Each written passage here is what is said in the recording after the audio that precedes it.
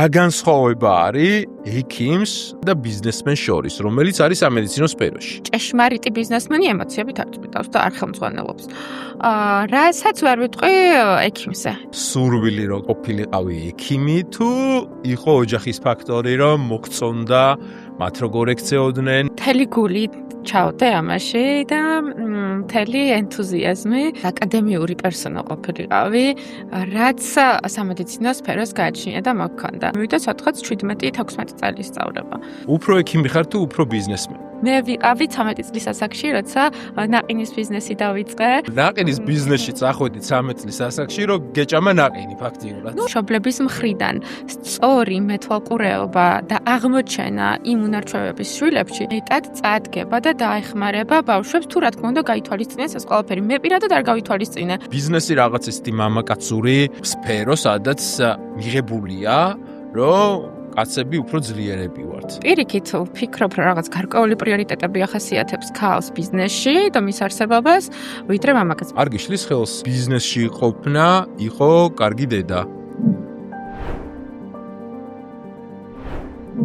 მოგესალმებით, დღეს მორიგი ეპიზოდია წარმატებული ხალხის პოდკასტის და ჩვენი სტუმარია არაჩვეულებრივი, ძალიან ჭკვიანი, ძალიან ლამაზი ექიმი, ქეთი ხიშტოვანი.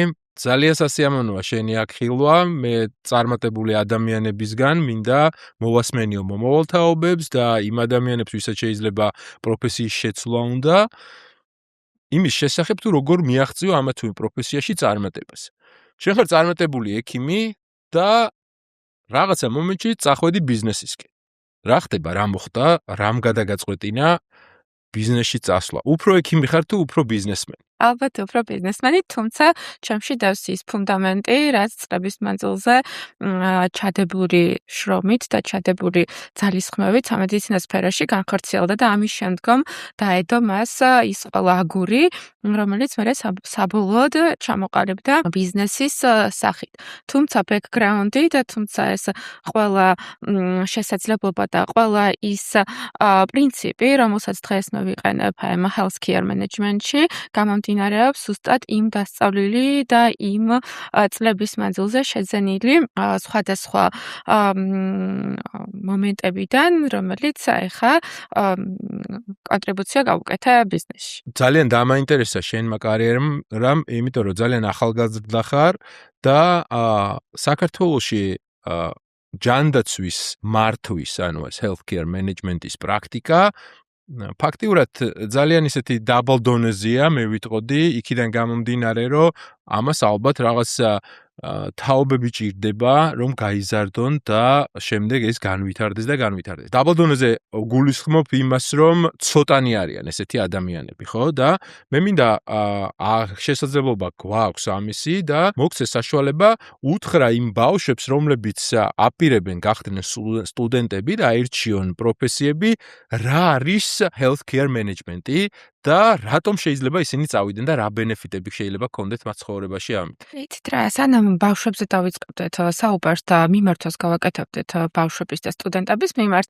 ალბათ მშობლებმაც უნდა გაითავისონ ის ფაქტი, რომ დააკვირდნენ თავიანთ შვილებს, აღმოაჩინონ და იდენტიფიცირება მოახდინონ ზუსტად იმ რესურსების, იმ სკილების ბავშვებში და იმ უნარჩვევების, რომლებიც მათშია და რაც უფრო მეტად არის განვითარებული თავიანთ შვილებში. ხშირად უკვე არსებობს საქართველოში სკოლები და ის შესაძლებლობები, რაც საკუთარი ნიჭის გამოვლინების შესაძლებლობას იძლევა.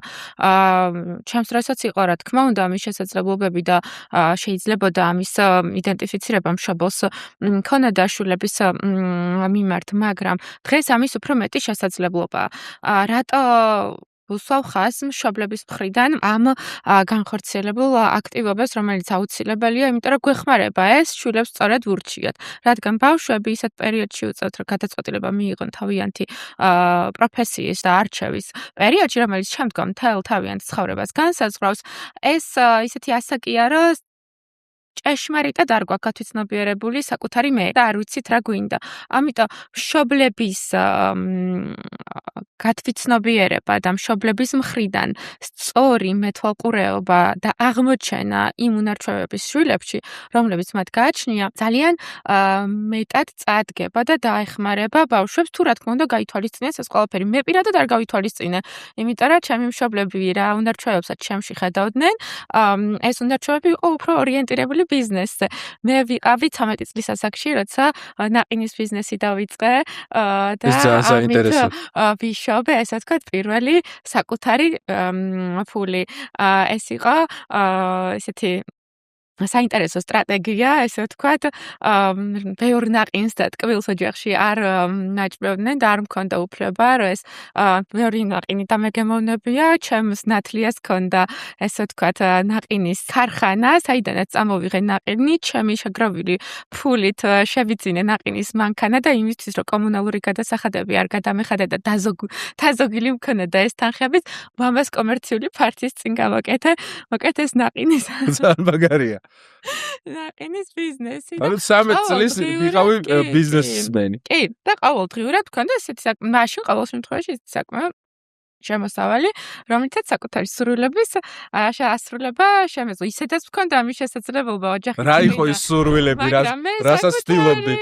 აგესრულებინა, ბარემ სურვილებზე მოგვიყვება. დავხმარებოდი ჩემს მეგობრებს, რომლებსაც უნდათ რაღაც აეყიდათ და არ ქონდათ რაღაც შესაძლებლობა. ან უბრალოდ უგზავნდნენ მათაც, როგორც მე ოჯახის წევრები, აი ამ ნაყინის და რაღაცა სხვადასხვა ქიმიური საშუალებების. ანუ ნაყინის ბიზნესში წახვედი 13 წლის ასაკში, რომ გეჭამა ნაყინი ფაქტიურად. ნუ ეს ალბათ მოტივი. ისი რომ ეჭამა ნაყინი. ესე იყო იუპის შემთხვევაშიც, ჩემს ბავშვობაში იყო რაღაც საშინელი ქიმიური სასმელი იუპი, რომელიც იყო მხოლოდ შაქარი, მეტი არაფერი. კატასტროფა და ენა და პირი რო ის ფერი ჰქონდა, მე უკვე რაფერიც იყო. იმდენად ჯანსაღად იყო ჩემი ოჯახი ორიენტირებული ჯანსაღ საკვებზე და ეს ახლა გახდა ტრენდული ეს რაღაც ჯანსაღი და ბიო პრეპარატები და ბიო საკვები. იმდენად იყო ჩემი ოჯახი ორიენტირებული ამ ბიოსაკვებზე რა იუპირაზე იყო საერთოდ საუბარი რომ ეს დაგველია და ნუ საიდან იუპი ახლა პატარა ვიყავი რომ მქონოდა ფული ეს გაცილებით ადრე ხდება სანამ ნაყინის ბიზნეს დავიწყებ ხა და სად ვერ რომ მქონდა ფული ვერ წავიდოდი და ვერ შევიძენდი ამ მოკლედ იმდენად კონტროლდებოდა თან მაშინ ჩემი გადაადგილდებოდებაც და რა გავაკეთე შევქმენი გუნდი მეგობრების, მეზობლების, ბავშვების, ზოგმა იმღერა, ზოგმა იცეკვე, ზოგმა ბილეთი გაყიდა ამ კონცერტის და შეგროვილი ფულით ერთ-ერთი პრომოუტერიც იყავ. ერთ-ერთი მონაწილის მშობელს დახმარება ვთხოვე, რომ ეს იუპი და კიდე ზემოდან თანხები დარჩა ამ ყველაფერში, ეს იუპი და სხვა რაღაცა საშუალებები რაც ბავშვებს უნდათ რომ დაეგემოვნებინათ, სურვილი ჰქონდათ რომ შეგვეძინა უზრუნველყოფილი ყოფილიყო ამ კონცერტის ჩატარებიდან შემოსული თანხებით, ხო? მოკლედ ეს იყო სტრატეგია. როგორც იცით, მოთხოვნა ბადებს ყველანაირ შესაძლებლობებს, მაგრამ ეს იუპის და ნაყინის მიმართ ესეთი ლტოლვაში. ხო, დაბადა ჩემთვის რაღაც განსაკუთრებული უნარები და ჩვევები, რომელიც მე გამოვიყენე ბიზნესში. ამ და სხვა უნარჩვევების დანახვით და გათვითცნობიერებით რომელიც ჩემ მშობლებს არ გამოპარვიეთ, მქონდათ ესეთი რჩევა ჩემს მიმართ, რომ აუცილებლად უნდა გადაწყვეტილება მიმეღო წავსულიყო ის სხვა მიმართულებით და არა სამედიცინო კუთხით. თუმცა ჩემთან ოჯახის წევრები ყველანი ექიმები არიან და იმდენად მომწონდა ეს გარემო, იმდენად მომწონდა რაც ჩემს ოჯახის წევრებთან მივდიოდი სადღაც და ყველგან დაფასებული და ყველგან რაღაც ისეთი განსაკუთრებული პატივისცემით ხვდებოდნენ. ეს აღმოჩნდა ჩემთვის მოტივაციის წყარო, თუმცა მაშინ ვერ მოვახდინე კარგად იდენტიფიცირება რა იყო ჩემთვის თავარი დრაივერი, რაც გადაწყვეტილების მიღებას პროფესიის არჩევაში შემეძლებინებდა. იყო ეს უშუალოდ პროფესიის სახელი ექიმობა თუ ის გარემოებები, რომელიც ჩემთვის აღმოჩნდა გადაწყვეტილების მიღების რაღაც თავარი მიზეზი. ბოლოს რა იყო მაინც ის მამოტივირებელი ტრიგერი, რომ გამხდარიყავი ექიმი? იყო ეს სურვილი რომ ყოფილიყავი ექიმი თუ იყო ოჯახის ფაქტორი რომ მოგწონდა მათ როგორ ექცეოდნენ, მათ რა წრეში უწევდათ ცხოვრება და ასე შემდეგ და ასე შემდეგ. გულწრფელად მინდა და იმ სფეროში იმ აკადემიური პერსონა ყოფილიყავი, რაც სამედიცინო სფეროს გააჩნია და მოგქონდა. მთელი გული ჩავდე ამაში და მთელი ენთუზიაზმი, რომ წარმატებით გამევლო ეს გზა და თუნდაც მოსულიყავი აქამდე. რამდენი წელი ისწავლე? მთელი ცხოვრება ეს გასაგებია, მაგრამ ეს აკადემიური სწავლება რამდენ ხანს გაგრძელდა, იმიტომ რომ სხვადასხვა პროფესიის ექიმები სხვადასხვა დროს სწავლობენ, ხო, როგორც ვიცი. დიპლომი მაქვს და ეს მოიცავს master degrees, PhD და ბაკალავრი და ასე შემდეგ და ჯამში გამომივიდა სათხაც 17-16 წელი სწავლება. თუმცა ამაზე მეტი კიდე მაქვს ისე ვთქვათ სტაჟი თუ გამოცდილება. გამოცდილება, სტაჟი კი. გამოცდილება ჯანდაცვის მენეჯმენტში მუშაობის პარალელურად, ჯერ იყო მენეჯმენტში, ჩემი გამოცდილება თუნდაც იმ 13 წლის ასაკიდან და მერე მოყვა ამას განათლების შემდგომ სამედიცინო სფეროში აკადემიური მოღვაწეობა. როგორ შეადარებ რა განსხვავება არის ექიმსა და ბიზნესმენს შორის? იმიტომ რომ იგივე სფეროს ბიზნესში ხარ, რა სფეროშიც აკადემიური განათლება გაქვს. აი სად უფრო გასაგებია რომ შენ უფრო ალბათ ბიზნესში გძნობ კომფორტულად თავს, მაგრამ აი რა განსხვავება არის ექიმს, აკადემიურ ასეთ ექიმსა და ბიზნესმენს შორის, რომელიც არის სამედიცინო სფეროში? ალბათ ემოციური დამოკიდებულება საქმის მიმართ. ბიზნესმენს არ აქვს უფლება რა ემოციებით იხმწვანელოს და მიიღოს გადაწყვეტილებები. თუმცა სხვადასხვა წარმატებული ადამიანი ამას განსხვავებულად აღიქვავს და განსხვავებულ ინტერპრეტაციას უკეთებს. მაგრამ ჭეშმარიტი ბიზნესმენი ემოციებით არ წვიტავს და არ ხელმძღვანელობს. რასაც ვერ ვიტყვი ექიმზე და ვერ ვიტყვი სამედიცინო სფეროს წარმომადგენელზე, მისთვის აუცილებელია მიიღოს თითოეული პაციენტის ტკივილი, გაიზიაროს, გაითვეცნობიეროს, მის გაჭირვებაში ჩადგეს და მხოლოდ ამის შემდგომ შეძლებს, რომ მას უმკურნალოს და არ იყოს პაციენტი მისთვის მხოლოდ გამოსაჯამრთელებელი ერთ-ერთი ინდივიდი. სხვა შემთხვევაში ის ვერ იქნება წარმატებული თავის სფეროში, რადგან არც ერთი პაციენტი ერთმანეთს არ გავს და არც ერთი кейსი არ არის ერთნაირი. შენ თუ არ იგრძენი მისი ტკივილი და არ განიძრახე უშველო და დაეხმარო მას როგორც ექიმმა და არა როგორც ადამიანმა, ვინც დაუწერს დანიშნულებას, დაავადებას აღმოაჩენს და გაუშვებს სახლში. სანამ ბიზნესზე გადავარ და მე ის სფერო უფრო მაინტერესებს და უფრო ბევრს იქ შეგეკითხები, როგორც ექიმს, რა ყოფილა ისეთი სირთულე და ყოლია თუ არა ესეთი რაღაც რთული პაციენტი, რომელთანაც გაგიჭირდა შენი რაღაც ემოციურ დონეზე, ან პროფესიულ დონეზე თუნდაც და რაღაცა ისეთი სერიოზულ თან ქონდა საქმე, ხარ დერმატოლოგი, რაც საკმაოდ ისეთი პროფესია ყველა ადამიანს სჭირდება ფაქტიურად, გამორიცხული არ ვარ და სჭირდეს, ხო? ყველაზე დიდი ორგანო და ყველა ადამიანს სჭირდება კანზე პრობლემა. რამე ისეთი უცნაური თუნდაც ესთეტიური თვალსაზრისით. ესთეტიური მოვლის თვალსაზრისით და შეიძლება არ ეხებოდეს ეს დაავადებას. მე უკვე იმას აქში ვარ, რომ უნდა დავიწყო კანის მოვა და რამე რჩევას ხო? ყველამ უნდა ყოველთვის მოვარეს კანს. არ უნდა გავირუჯოთ. განსახილვესაც D ვიტამინის. ეხლა არ მომიტივდი და ხო არ ყოლია პაციენტები ლეღვის ნაყენით გადამწვარები. იყვნენ ესეთები ცოტა წლების წინ. მე მგონია რომ ეს არის ექიმების ხუმრობა. არა, მართლა არსებობს. ნამდვილი ამბავია? არა, მართლა არსებობს. ეგ არის მართლა. ოღონდ აი ისეთი ძალიან სერიოზული და ძალიან ესეთი კურიოზები ახლოს თან, ოღონდ თან ჩემ პროფესიას რო აი. რამე გაიხსენე რა, აი ლეღვის ნახარზე მომიყევი. მე ბავშვობაში მახსოვს სახლის სახურავზე დაიწვა ჩვენი უბნელი გოგონა ისე რომ მოხდა კლინიკაში და სახლის სახურავი ჩვენთან კორპუსის სახურავი იყო ბიტუმის, ხო, ხვდები ხა წარმოიდგინე ბიტუმში იწვა რა ფაქტიურად რუჩს იხებდა და დაიწვებოდა რა მოვიდოდა. მაგრამ ეს ის რა ქვია ლეღვის ნაყენი. ბიტუმის რო ყოფილიყო არ დაიწვებოდა? ისეგეს დაიწვებოდა, მაგრამ წარმოიდგინე კიდე ბიტუმში რო თუხთუხებ რაღაცა საშინელება დაემართა. და ეს ლეღვის ნაყენის ამბავი და არა, ნუ ეს იყო რაღაც აიტაცა საზოგადოება მის, რომ ლეღვის ნაღარშიც სწრაფად მიიღებდი რუჯს და წარმოუდგენელი ამბავია ეს, ვერ გაათვიცნობია რა ხალხმა რა ლეღვის ნახარში. შეიძლება რომ არ იყიდა ესეთი ისინი პაციენტებისგან ესეთი მცდარი მოსაზრებები რა, რომ აი კბილის ჯაგრისი გამოიყენო და კბილის პასტა გამოიყენო რაღაც გამონაყარზე, რაღაც სამზარეულოში დამზადებული მალამოები წაისვა კანზე, ანუ ყველაფერს აქვს თავისი სახელი რა. ლეღვის ნაყენის რაღაც კონსისტენცია რო გააკეთო, კონსისტენცია უფრო სწორად რო გააკეთო ისეთი რომ თლად არ დაგწვას, მაგრამ რუჯიც მიგაღებიოს. ეგეთი რამე შეიძლება გაზავება რო გააკეთო, მაგალითად 10% ლეღვის ნაყენი და 90 წყალი, ან რამე ეგეთი. არა, საერთოდ უნდა დაივიწყო. და წარმოიდგინე რა მაგარი ბიზნესი იქნება ლეღვის ნაყენის გაკეთებას, რა უნდა ლეღვის ფოთლები და რაღაცა.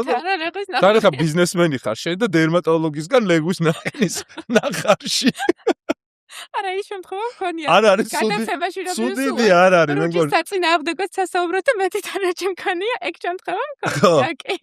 და მე რაღაცნაირად მithქვას, რომ ამაშორეთ ეს რუჯი. ეს სუდი იდეა არ არის, სხვათა შორის, რაღაც უნდა ვიფიქრო მე მაგაზე. ეხლა გადავიდეთ შენ როგორც ბიზნეს ლედი. როგორ გძნობ თავს როგორც ბიზნეს ლედი? იმიტომ რომ ნუ ბიზნესი რაღაც ისეთი მამაკაცური, რაღაც ისეთი მასკულარული, რაღაც ისეთია, ხო? სფერო, სადაც მიღებულია, რომ კაცები უფრო ძლიერები ვართ. და ქალს ნაკლები შანსი აქვს.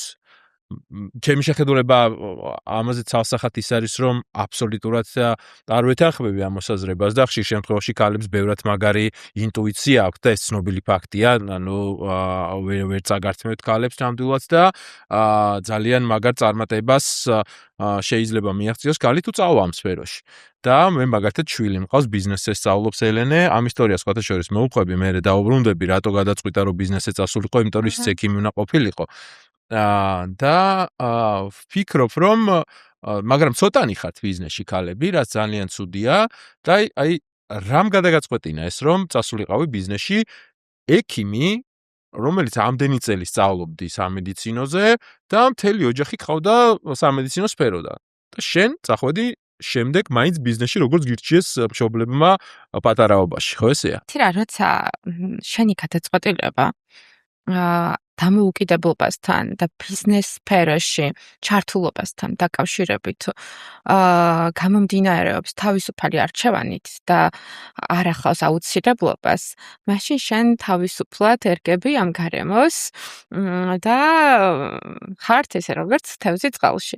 პირიქით ვფიქრობ, რომ რაღაც გარკვეული პრიორიტეტები ახასიათებს ქალს ბიზნესში და მის არსებობას, ვიდრე მამაკაცს. მიაშევეხები მამაკაცს. რა პრიორიტეტებია? მოგვიტევი. იცი რა, რაღაცები მარტივად შეგიძლია რა რაღაც დაალაგო ნაკლები სიმკაცრის ნაკლები შეგიძლია იყო უფრო flexible, უფრო რაღაცა მოერგო სიტუაციებს და იქ სადაც დაძაბულობა განმუხტო შენი დიპლომატიით ის რასაკვირველია ეს კაცებსაც შეუძლიათ და ამაზე არ ვსაუბრობ კაცების ბენეფიტებზე ბიზნესში და რა თქმა უნდა ეს ძალიან დიდია, მაგრამ მე დამიჭერია ეგ მომენტი რომ რაღაც შეხვედრებზე თუნდაც და გარკვეულ დაძაბულ ვითარებაში ქალს ქონია მეტი შესაძლებლობა იმისი რომ ყოფილიყო უფრო დიპლომატიური და უფრო დამთმობი ან უფრო ლამაზად და ესე კულტურულად გამოეყვანა სიტუაცია ისე რომ ორივე მხარესთვის ყოფილიყო სარგებლიანობის მომტანი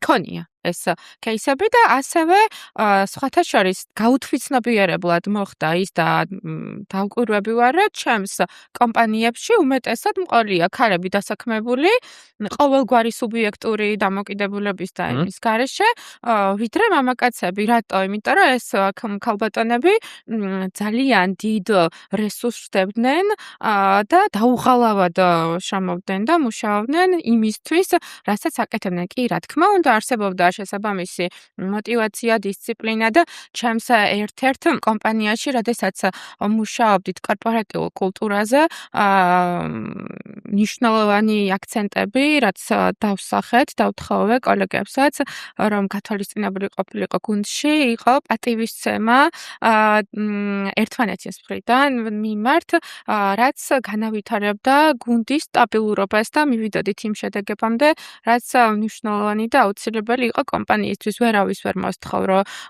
უყვარდეთ ერთმანეთი, თუმცა პატივისცემა, ნდობა და პასუხისმგებლობა ის სამი ფუნდამენტია ჩემთვის და ზოგადად ალბათ ადამიანებისთვის, რომელიც განსაზღვრავს სწორ ურთიერთობებს ბიზნესში და ასევე პირად ცხოვრებაში, რომელზეც შემდეგ დგას და ვითარდება სტაბილური ურთიერთობა, თუნდაც ხანმოკლე იყოს ის, მაგრამ ღირებულად მერე ხდება მისი დაშლა, გაგრძელება, დასრულება და ასე შემდეგ. აქედან გამომდინარე შემიძლია ვთქვა, რომ ეს სამი მნიშვნელოვანი ფუნდამენტი განსაზღვრავს კორპორატიული კულტურის და სტაბილურობის და წარმატების გარანტს. კეთი, საკმაოდ ისეთი წარმატებული ხარ ბიზნესში და ამ ჯანდაცვის სფეროში.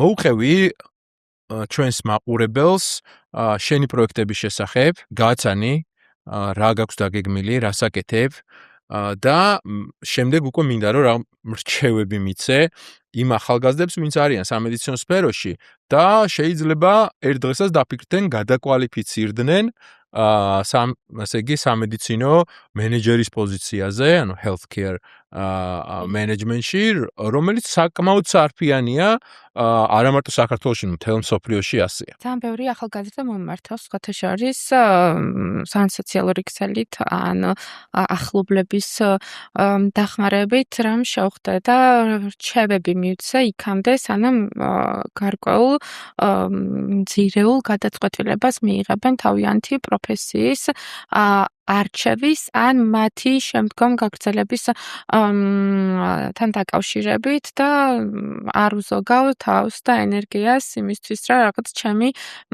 გამოცდილება მათ გავუზიარო. ალბათ ყველა მიცის ის, რომ ცოდნის მიღება და დაუღალავი შრომა აუცილებელია, რაც განსაზღვრავს წარმატებას, მაგრამ არის ბევრი ფაქტორი, რომელიც ასევე უნდა თანდევი იყოს ამ დაუღალავი შრომის და უწყვეტი განათლების. თუნდაც ის, რომ არ დანებდე, ცხოვრებას არ გააჩნია ინსტრუქტაჟი. ხშირად არის up and down მომენტები, უნდა მიიღო ამ ყველაფერს, ხშირად დაეცემი, ხშირად განიცდი ფრუსტრაციას, მაგრამ ეს ცხოვრებაა და უნდა მიიღო ის ისე, რომ თითოეული კრიზისი ახალ შესაძლებლობად განავითარო და მოახდინო შენში ახალი რესურსების მობილიზება, რომელიც შეიძლება იცოდი, რომ საერთოდ არ გაგაჩნდა. სწავლა ახსენე და განათლება რაღაც მოდაში შემოვიდა ამ ბოლო დროს მოწოდებები, რომ არ არის საჭირო ბევრი სწავლა, არ არის საჭირო ეს დიპლომი, არ არის საჭირო ეს აკადემიური განათლება, იცი რა შენ შეგიძლია მიაღწიო წარმატებას ამის გარეშეც და ასე შემდეგ. წეგან ახსენე სწავლა. და დარწმუნებული ვარ, არ ხარ მომხრე ამისი, რომ ესეთი მოწოდებების გული მიგზნობს. უთხარი ჩვენს მაყურებელს და განსაკუთრებით ახალ თაობას და მომავალთაობას, რაზეა დაფუძნებული ეს წარმატება. მე ვფიქრობ, რომ სწავლაზე და შემეცნებაზე. შენ რას ფიქრობ ამასთან დაკავშირებით? მაგრამ მხოლოდ ის დაუღალავი შრომა და ის სწავლა, რომელსაც მთელი ცხოვრების მანძილზე უწყვეტად გადიხარ და განავითარებ შენ თავს. ამას კი დამატებითი ჭირდება საკუთარი პიროვნული განვითარება, რომელიც შენ ჩამოგაყალიბებს პროფესიონალად. იქნება ეს კრიზისების მენეჯმენტი, იქნება ეს ის საკითხები, რომელიც შიშებს დაგაძლევინებს თუნდაც. აუცილებელია გაგოჩნდეს დისციპლინა. დისციპლინის გარეშე ვერანაირი სტრატეგია ვერ იმუშავებს. პეტერ დრუკერს აქვს ძალიან ცნობილი ფრაზა ამასთან დაკავშირებით, რომ დისციპლინით იქმნება სტრატეგია და მასზე დგას შემდგომ ის წარმატება, რომელიც თითოეულ საქმეს ახლავს თან. არ შეეშინდეთ საკუთარი თავის, საკუთარი შესაძლებლობების გამოვლენის, რადგან თუ ბავშვმა გაათვითცნობიერა ის შიში, რომელსაც ფეხზე გავლის და სიარულის სწავლების პროცესში განიცდის, მან შეიძლება საერთოდ აღარ გაიაროს. ამიტომ მასშიც არ არის გათვითცნობიერებული ეს შიში, რამდენჯერაც დაეცემა, ადგება და აგრძელებს ხო სიარულს. თუ ახალგაზრდებიც ამას გაათვითცნობიერებენ, კარგი შედარებაა. ხო, თუ გაათვითცნობიერებენ ახალგაზრდებიც ამას, რომ არ შეეშინდეთ დაცემით და არ წავიდნენ წინ და შეეშინდეთ იმის, რას იტყვის საზოგადოება, ეს იმიტომ რომ მნიშვნელოვანია. შენ მეს თუ განსაზღვრავს სხვისი კომპლიმენტი ან სხვისი დაცინვა, მაშინ შენ უკვე შენ არ ხარ და მაშინ უკვე შენ დამოკიდებული ხარ სხვაზე და არა საკუთარ თავზე და შესაძლებლობებზე. რა თქმა უნდა, პატივი უნდა სცევ სხვის აზრს, მაგრამ შენ რაც კონკრეტულად გადაწყვეტილი ხარ გაქრო, მიხვიდა კონკრეტული მიზნისკენ, ამისთვის უნდა აღმართო ხმალი, უნდა აღმართო ყველა შენი შესაძლებლობა, დაისაღო მიზანი და წახვიდე წინ. ეხლა რას მართავ? რა არის ის სფერო, სადაც ხარ და რა აკეთებ ყოველდღიურად? ვიცი, რომ კლინიკურ საქმიანობასაც ეწევი და უფრო დიდი ნაწილს უთმობ მენეჯმენტს. კონკრეტულად რას აკეთებ? ეხლა წარმოვადგენ რამდენიმე კომპანიას, ერთ-ერთი არის სამედიცინო ჰოლდინგი, რომელიც რამდენიმე მიმდინარე პროექტს განახორციელებს, როგორც სამეწარმოო, ისე კლინიკური მიმართულებით. ერთი მნიშვნელოვანი პროექტი არის კერძო კლინიკის კონცეფცია, რომელიც მორგებულია არა მხოლოდ პაციენტის გამოჯანმრთელებაზე, არამედ იმ პრევენციული მედიცინის დანერგვაზე, რომელიც პაციენტის ჯანსაღი ცხოვრების ხარისხს გაზრდის იმ პროდუქტებზე და პროცედურებზე, რომელიც პაციენტს მიიყვანს იქამდე, რომ მას არ დაჭირდეს მკურნალობა და მისი ცხოვრების ხარისხი იყოს მაღალი. იმ კულტურის დანერგვაზე, რომელიც დაკავშირებული იქნება კომფორტთან, სამედიცინო სფეროსთან და იმ შედეგებთან, რაც სიცოცხლის ხარისხს გაზრდის. ეს იქნება პროექტი, რომელიც მოიცავს რამდენიმე wellness მიმართულებას, მოიცავს longevity პროტოკოლებს და მოიცავს ყველა იმ კომფორტს, რომელიც დაკავშირებულია hospitality-სთან და არა იმ დისკომფორტებთან, რის გამოც პაციენტი შეიძლება ესტუმროს კლინიკას. სამედიცინო სფერო ესეთია, თუ სხვა ბიზნესში მოთხოვნა ქმნის მიწოდებას, სამედიცინო ბიზნესში კვლევების თანახმად მიწოდება ზრდის მოთხოვნის საჭიროებებს. ორივე მხარე მეტნაკლებად გამოყენებულია, მაგრამ მეტწილად უფრო ესეთი ტიპის ფაქტორები და ისინი ფიქსირდება. წეგან შეეხე ბავშვების თემას, რომ ხშირად გირეკავენ მშობლები. არა, თვითონ ბავშვები. ბავშვებიც? ბავშვები, მშობლები მეხმიანებიან კი, მაგრამ უფრო მეტწილად ბავშვები. მივმართავ ახლა ჩვენ მაყურებლებს. ძალიან კარგია, რომ აიღოთ მაგალითი და რჩევები პროფესიონალებისგან და შეგიძლიათ მიწეროთ კეთის, გამოიწეროთ მისი სოციალური ქსელები და მოგცეთ რჩევები, უფასო რჩევას აგებია. რა არის ის უნიკალური თვისება, რაც უნდა კონდეს ამ ბიზნესში ადამიანს? მაგალითად, მშენებლობაში გვაქვს რამდენიმე ესეთი უნიკალური ჩვევა, რაც უნდა კონდეს.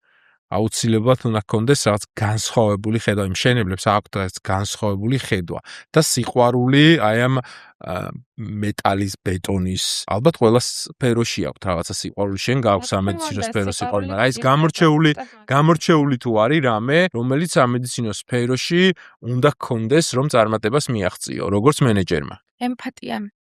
აუცილებლად ემპათიის გრძნობა, რომელიც გეხმარება როგორც პაციენტთან ურთიერთობაში, ისე სამედიცინო პერსონალთან ურთიერთობაში. თუ ეს ემპათიის გრძნობა არ გაგაჩნია, სამედიცინო სფეროს წარმომადგენელს, ექიმი ხარ შენ, კლინიკური მოღვაწე, სამეცნიერო ნაშრომით და მათი განვითარებით დაკავებული აკადემიური პერსონა, თუ ჯანდაცვის მენეჯერი, ამის გარეშე წინ ვერ წახო. აი, როგორ განსხვავდება პროფესიები ერთმანეთისგან? ხედავ, ჩვენ მშენებლებს 6 საათოდ არ გვჭირდება. პირიქით, რაც უფრო ცუდ ხასიათზე მყოფი მშენებლები ვართ და მეც ვშხუბობთ ობიექტებზე, მით საქმე კარგად გამოდის. და საქმის სიყვარული ალბათ ყველას აერთიანებს. საქმის სიყვარული, ემპათიაც ყველას უნდა ქონდეს ადამიანს, მაგრამ ჩვენ ბიზნესში არ გვჭირდება ეს მაგის თქმა მინდოდა. სწორი ხედვაც ყველას აერთიანებს, თუმცა ხედვა შესრულების გარეშე ოცნებაა, ისე როგორც შესრულება ხედვის გარეშე რუტინას ქმნის. კარგი ნათქვამია. მაინტერესებს ახლა ერთი რამ. დაახლოებით რამდენი საათი მუშაობ დღეში? ამას ყველას ვეკითხები, იმიტომ რომ აი მაგალითად ბატონი კოტე მარდალიშვილი ყავდა სტუმარი, რომელსაც 40,000 ოპერაცია ქონია გაკეთებული ცხოვრების განმავლობაში. წარმოგიდგენია 40,000 რომ ითხრა არ მეჯეროთ, ანუ საურჯერ გავიმეორე. 40,000 და წარმოიდგინე საშუალოდ 6-7 საათი ყოფილა 13 საათიც ფეხზე დამდგარი ოპერაციას აკეთებს. შენ რამდენი საათი მუშაობ დღეში დაახლოებით ან კვირაში? იცი სულ მუშაობ. ვერ ვიტყვი რომ რაღაცას არ ვაკეთებ ისეც, რაც ჩემს ან თვითგანვითარებას, რომელიც ასევე სამუშაოს ხმარდება, ან რაღაც ახალ საქმეს არ ხმარდება. რა თქმა უნდა, მეგობრებთანაც ვატარებ დროს და რა თქმა უნდა, ვერთობი, რა თქმა უნდა, ჩემს შვილებთან რაღაც განსხვავებული მაქვს ეს დრო და განაწილებული მაქვს მეტნაკლებად და დელეგირებული ეს ყველაფერი, რაც დროის მენეჯმენტი ვთვლი, რომ მენეჯერებში უმთავრესი საკითხია, რაც პირად საკითხებისთვისაც რა თქმა უნდა აუცილებელია გქონდეს დრო, მაგრამ ჩემი გონება ყოველთვის მოწყობილია ესე, რომ აი სულ მუშაობ. როცა ვისვენებ მაშინაც მუშაობ და ჩემი ფიქრები სამუშაოზე, მაგრამ მე არ ვეძახი და არ ვარქმევ ამას სახელს, რომ ეს არის მუშაობა, იმიტომ რომ ჩემთვის ძალიან სასიამოვნო პროცესია ეს. მე ამით დავიწყე საუბარი, რომ როცა თავისუფალი არჩევანია და არა აუცილებლობა, შენი გადაწყვეტილება პროფესიის არჩევაში, ან საქმე რომელსაც აკეთებ, მაშინ ის არ ხდება შენთვის რაღაც რუტინის და სამუშაოდ აღქმული პროცესი. და ეს გარკვეულწილად გეხმარება წარმატებაში. ბავშვები ახსენე, 3 შვილი ყავს, როგორც ვიცი, არ გიშლის ხელს ბიზნესში ყოფნა, იყო კარგი დედა. მეხმარება პირიქით. მართლა? კი, სწორედ რა გავანაწილო ეს დრო. ვიყო საჭირო დროს დედა და ვიყო შესაბამის დროს, საჭირო დროს ექიმი და ესე ვთქვათ, მენეჯერი. დედას არ ჭირდება დრო, ეს უწყვეტი პროცესია ესეც, მაგრამ ვერ ვიტყვი, რომ რაღაც ჩემთვის დროის სამწმევი რაღაცა. პირიქით, ძალიან კომფორტულად მაქვს შეზავებული ეს ყველაფერი ჩემს დღიური რეჟიმთან და ძალიან კომფორტულად ვათავსებ ამ ყველაფერს, ისე რომ ვცდილობ მაქსიმალურად ყველა დეტალში ვიყო ჩართული ჩემი შვილების ყოველდღიურ ცხოვრებაში, იქნება ეს ემოციური ნაწილი თუ იქნება ეს რაღაც აუცილებელი ყოველდღიური საყოფაცხოვრებო თემა, რომელიც მშობლის ჩართულობას განაპირობებს. ძალიან მაგარია. შვილებს შევეხეთ და ეს პოდკასტი, ამ პოდკასტის იდეა გამიჩნდა ჩემი შვილი ელენიდან გამომდინარე, იმიტომ რომ ის აპირებდა ყოფილიყო ექიმი, ესე ჩამოყალიბებულად და გადაწყვეტილად. უნდა ბავშვობიდან 8 წლის ასაკიდან დაიწყო ბევრი ლიტერატურის კითხვა სამედიცინო სფეროზე და ერთ დღესაც 14-15 წლის არის, როდესაც გამოგვიცხადა, რომ მე უნდა გავხდე ნეიროქირურგი. ელენე ამერიკაში ცხოვრობს და ნეიროქირურგია ამერიკაში, ალბათ როგორც მთელს მსოფლიოში არის ძალიან რთული, ძალიან ისეთი საპასუხისმგებლო ერთი, მაგრამ სასწავლებლათაც დაახლოებით 17-20 წელიწადი ჭირდებათ, რომ აი ოპერაციამდე მივიდნენ. აკადემიური სწავლებას ძალიან გრძელი პროცესია, მოკლედ და ოჯახის გაგვიხარდა რა თქმა უნდა, მაგრამ შემდეგ უკვე იქიდან გამომდინარე, რომ დამაინტერესა რა იყო ნეიროქირურგია, რომ ცოდნო და სად მიდის შვილი და რას აპირებს, დავიწყე წიგნების კითხვა. მაშინ არ იყო განვითარებული ესე YouTube-ი, რომ პოდკასტებით მესმიდა ამა თუ იმ პროფესიის შესახებ, დავიწყე კითხვა და მივაგენი ძალიან საინტერესო სტატიებს, სადაც აღწერდნენ ამ პროფესიის შესახებ ძალიან დეტალურად. და აღმოვაჩინე, რომ ეს არის ერთ-ერთი ყველაზე სტრესული სამსახური, რაც კი შეიძლება იყოს დედამიწაზე. საერთოდ ძალიან ბევრია გარდაცვალება თვითონ ამ პროფესიის ადამიანების, იმიტომ რომ ძალიან დიდი სტრესის ქვეშ არიან და ეს ლიტერატურა მივაწოდე ელენეს. მოკლედ და ელენემ გარკვეული პერიოდის შემდეგ იქიდან გამომდინარე რომ მას უნდა ოჯახის შექმნა, შვილები და ასეთი სტილით ცხოვრება, ნახა რომ შეიძლება ღამის 3 საათზე გამოიძახონ ტელეფონზე და მოუწიოს ოპერაციის გაკეთება მაშინ, როდესაც პატარა ყავს სახლში და ასე შემდეგ და ასე შემდეგ და ერთ დღესაც გამოგვიცხადა ეს რამდენიმე წლიანი პერიოდი ქონდა, რომ ის ვიცოდით რომ ექიმი უნდა ყოფილიყო, ერთ დღესაც გამოგვიცხადა რომ ცირა მე მივდივარ ბიზნესზე და ჩააბარა ბიზნესზე, ხა ჯორჯ ვაშინგტონ უნივერსიტეტში სწავლობს ბიზნესის ფაკულტეტზე და ესეთი ტრანსფორმაცია განიცადა და აქედან გამომდინარე გამიშთა სურვილი რომ გამეკეთებინა ეს პოდკასტი, რომ ახალგაზრდებს მათ ვისაც უნდათ პროფესიის შეცვლა ან არჩევა კონდეთ რაღაცა, ასე ვთქვათ, სახელმძღვანელოს სახით პირდაპირ პროფესიონალებისგან აი ეს რჩევები და მათი განვლილი გზა. ეს ხო ეთერში ერთხელ არ გავა და არ ტელევიზია არ არის რომ ზეო მორჭა გავიდა და ვეღარ ნახავ. ეს იქნება წლები შეინახება ეს ვიდეოები და მინდოდა და მე მგონი კარგ საქმეს ვემსახურებით თქვენი პროფესიონალების დახმარებით. დიდი მადლობა სტუმრობისთვის და საინტერესო საუბრისთვის. ბავშვებო დაუკავშირდით კეთის, ვისაც გინდათ პროფესიული რჩევები პირდაპირ პროფესიონალისგან. დიდი მადლობა სტუმრობისთვის. ძალიან გამიხარდა თქვენი გაცნობა და წარმატებებს გისურვებთ.